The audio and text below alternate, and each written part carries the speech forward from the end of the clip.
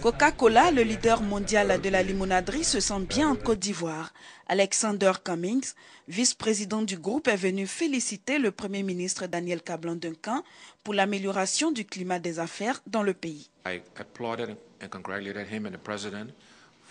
Il a d'abord félicité le Premier ministre, le gouvernement au complet, bien sûr avec le président Alassane Ouattara à la tête, pour le succès continu financièrement que la Côte d'Ivoire a dans la région.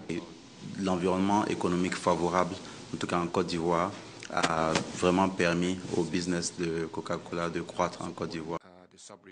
Le groupe Coca-Cola promet d'aider la Côte d'Ivoire dans la lutte pour empêcher l'entrée du virus Ebola dans le pays. Autre satisfecit adressé à la Côte d'Ivoire, celui du groupe Cargill exerçant dans le domaine du cacao. Il a des entreprises en Afrique, aux États-Unis, en Europe.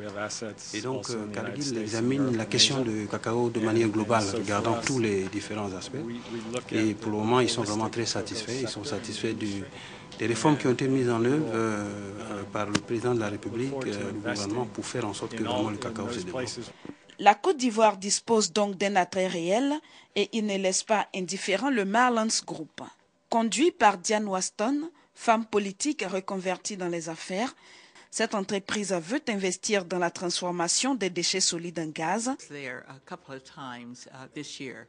Nous avons la technologie aux États-Unis qui peut nous permettre de mettre en fabrication, en production, un maximum d'électricité dont la Côte d'Ivoire a besoin pour son développement. Ne serait-ce que pour notre investissement, c'est 1,5 milliard de dollars que ce groupe s'apprête à investir pour la Côte d'Ivoire pour la production d'électricité à partir des ordures ménagères. Daniel Kablan-Duncan a également reçu le président de l'association 100 Hommes Noirs, une association d'hommes d'affaires américains désireux d'investir en Côte d'Ivoire.